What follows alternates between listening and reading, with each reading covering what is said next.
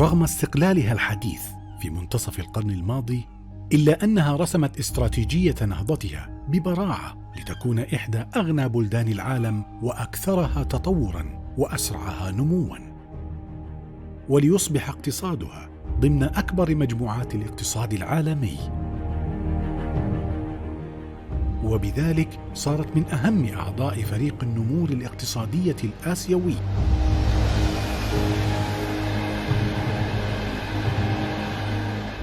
دولة اختلطت فيها الأعراق والديانات والثقافات المتنوعة، فشكلت نسيجاً متجانساً متناغماً متعايشاً. هدفه الاستراتيجي الوئام الاجتماعي والازدهار الاقتصادي. بلاد غنية بمقوماتها الطبيعية وموروثها الإنساني، جميلة ومضيافة، إنها ماليزيا.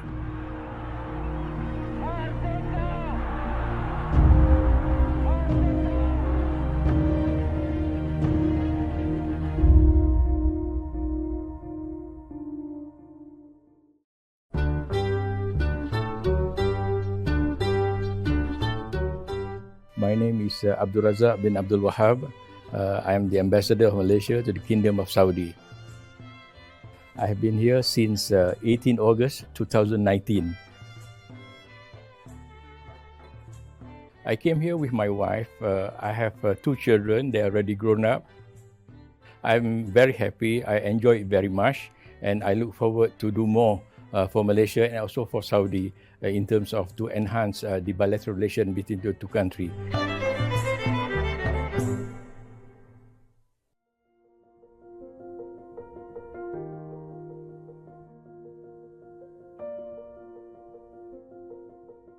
Have the chance or the opportunity to visit a few places in the kingdom. Of course, I have been to Jeddah, I have been to Mecca, I have been to Medina, I have been to Taif, I have been to Dammam, I have been to visit the Antiquator where there was the first Aramco set up facilities there.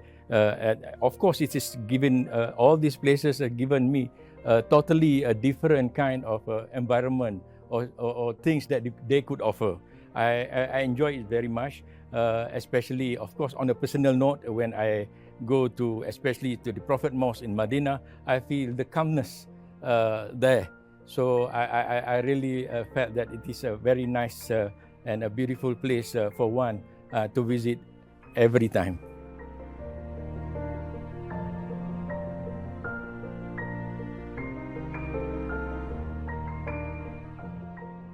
First time was in year 2000 when I performed my Hajj in year 2000, and it was already 21 years ago. And after that, I came here for another time for my Umrah. But of course, when I look back from the year 2000, although that this is a very short period during the Hajj period, but still I can observe what are the things offered then, if we compare to Hajj offered now. So we can see the tremendous development, tremendous of this. Managing mass people. Especially in Mecca and also Medina, and also not only managing the mass of the people, but also we are talking about the transportation. We are talking about the services in the hotel. We are talking about the cleanliness. We are talking about the all aspect, and even the people itself has changed. And this, of course, has given I think a multiple kind of economic impact to the Saudi. Especially with these people come for Hajj or for Umrah. But now, I think, if we compare before, I think Saudi has progressed very, very much. Forward towards receiving people, and also towards offering what Saudi can give to the others.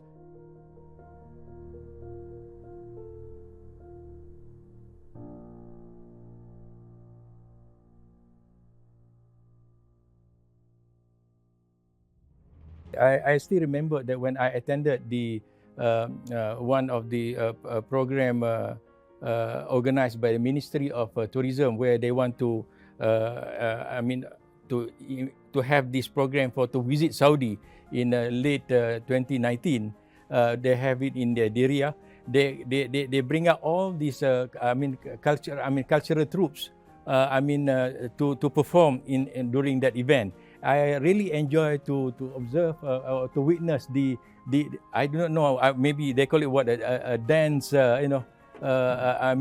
using the sword. And I was told that the dance using the sword is not only from one region; they are different from every different region. But this is one of the main things of the culture that they have in the Saudi. Besides that, of course, being the vast on a big country, although that they are already open to so many things about the Western side, but still the Saudi keep with their tradition of hospitality. For example, they will serve coffee for their guests, and they're still wearing their toque even for the men.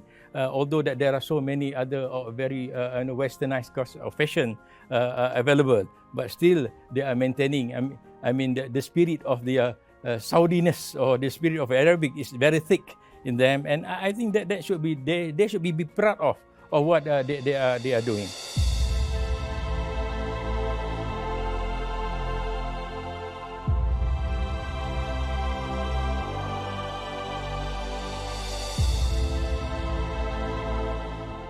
For example, if I may say that I have been invited to attend this Falconi festival in one of the King Abdul Aziz Falconi festival. To me, that is a very new thing. I have not seen that before, where I can see they are, this falcon, they can, of course, they fly, they can catch things. There are competition over there. There are uniqueness over there. So I think this is a very unique kind of tradition. If I may put, although it's already become commercialized, but still a tradition among the Arabs. To have this kind of thing.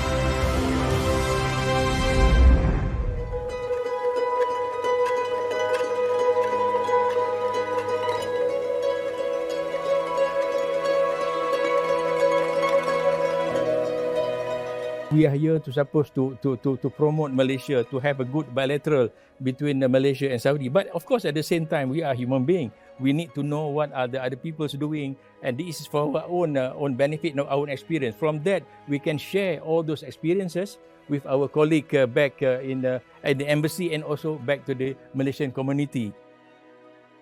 We also have a program together with our own community, our Malaysian here. We have our own program where we meet them. We have like a kind of, sometimes they organize a kind of a bazaar or like a market kind of thing, just to get together in one of the rehlah places, So just to get together, to know each other more, on to have a networking among them.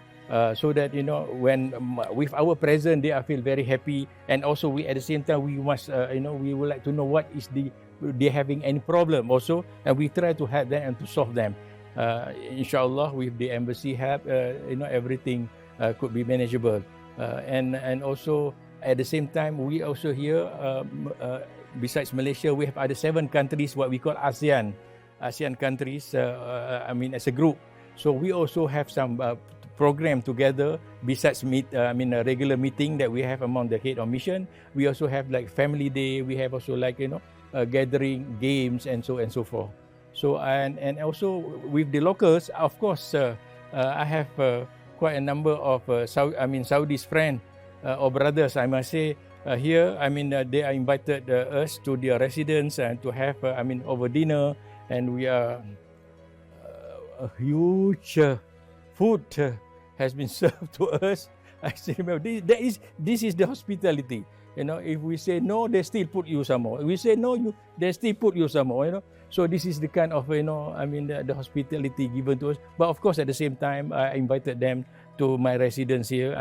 Of course, to have socializing, to talk in whatever issues that we like to talk, and also the most of all to have the good friendship and brotherhood among them.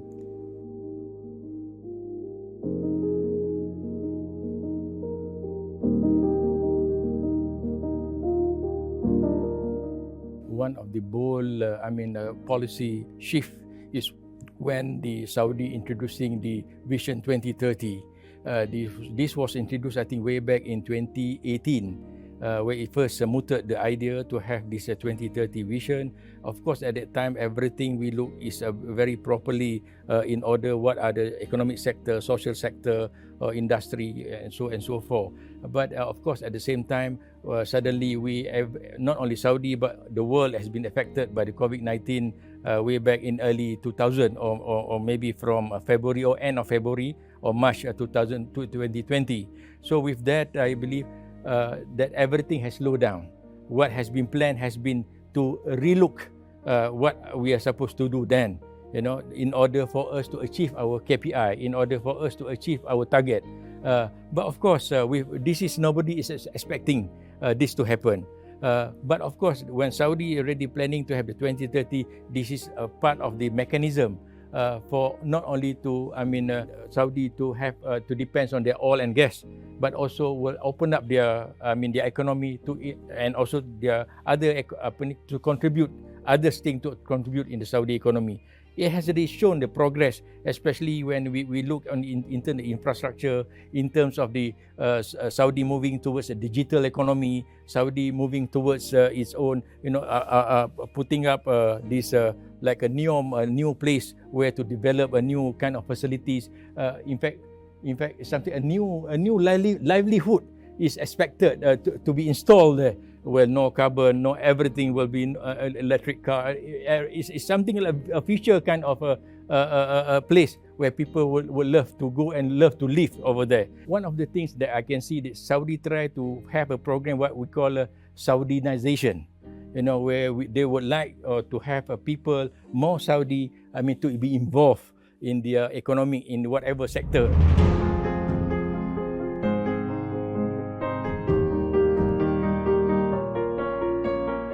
I can see that when you talk about achievement, the empowerment of women has been given the same status with men. We can see now more women are being offered or given the job or opportunity in the higher in many sectors, and they are holding a very senior post even in various ministries or various departments or even in the businesses. So, and also at the same time, they are also giving more freedom, so-called freedom, but of course. With the proper kind of implementation or guidance from the government, they can drive car now. They can go to one places to another places without mahram. This has never happened before. So, but as it is, we don't see any when they have this new policy. We don't see any of the things that has been people are complaining or about this thing. So it shows that it is a good thing for this to take place in this kingdom. And at the same time, because we can see that the population of the youth on the Saudi is very big. It's very big compared to the elderly. So these are the things that need from the youth people. To be able to address what are their needs. So these are the things I believe that makes Saudi can progress further and faster in achieving what they are targeting in the 2030.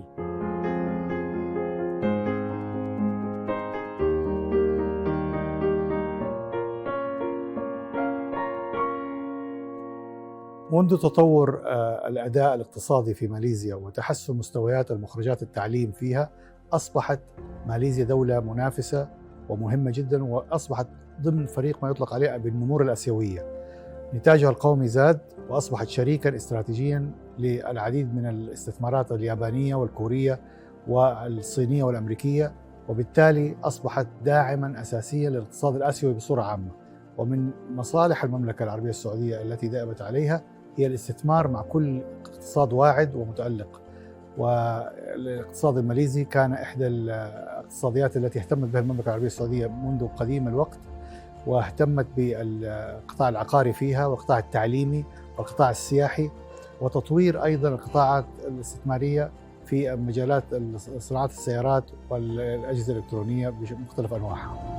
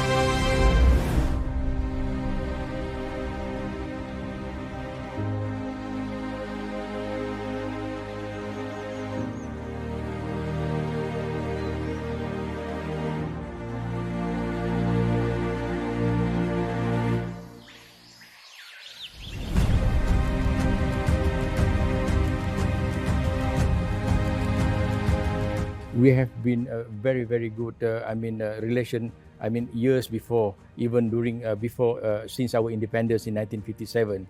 And of course, I just would like to highlight what are the things that, has been taken place, and what are the things that we should do that we can move forward for the betterment of the two countries.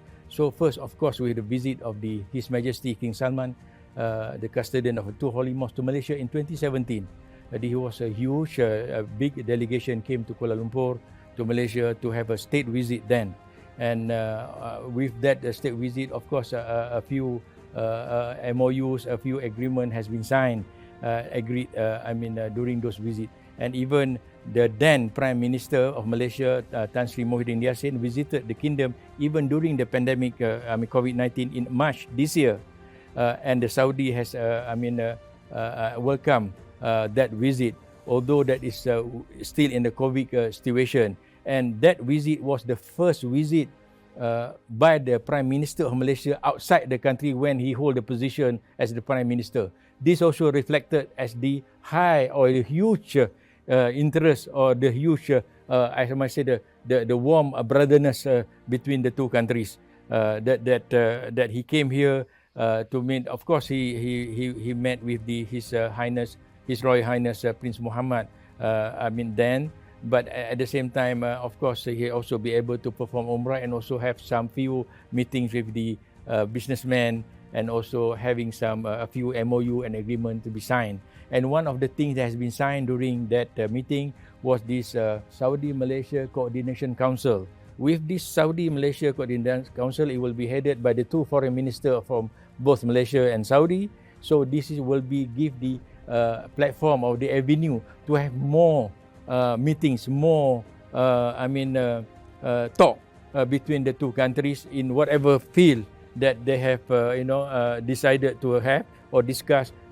For us to do more, collaborate and cooperate together. Of course, besides that, after that visit, there are two more other our minister came to Saudi. One is the religious minister, which also has been signed during that visit, where we have signed what we call the Makkah Road agreement, Makkah Road MOU, where for pilgrimage from Malaysia, all the clearance, the custom and immigration clearance done in Kuala Lumpur. So they just come like a domestic traveler when they arrive in Jeddah or in Medina. So this is a very huge, bold effort by both countries to ease the process of immigration or movement, especially during Hajj season. And at the same time, of course, our as I mentioned to you just now, our international trade and industry minister came, and he managed to meet a few ministers during that visit, and also have some understanding and collaboration on how Malaysia also can be part of the Saudi development program, and also how Saudi can be part of the Malaysian development program back in Malaysia.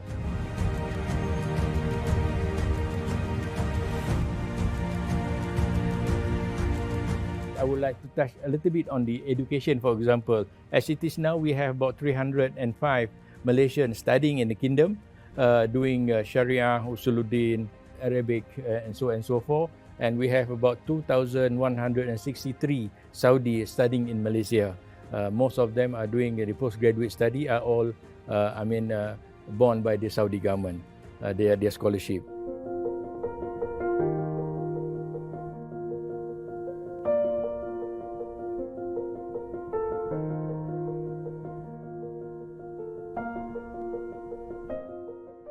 And we also have here, for example, around 8,500 Malaysian expatriates working in the kingdom. They are professional. They are working as engineers, as IT, as bankers, as in the medical, as a doctor, and also as a nurses in various parts of the kingdom, either in the oil and gas industry, or the health sector, or the IT, and so forth. So Alhamdulillah, and when I met them, they are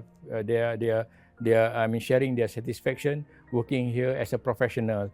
Hired by the company or by a ministry of this in the kingdom.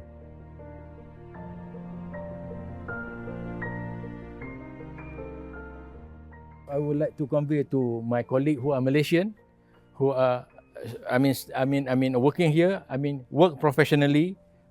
Do what you are supposed to do. Be loyal to your company that you are doing your job, and be proud of that you are representing Malaysia. To give your energy and your professional towards the company. As for the Saudi, as I mentioned to you just now, we are a brotherly country. We are a Muslim country in Malaysia.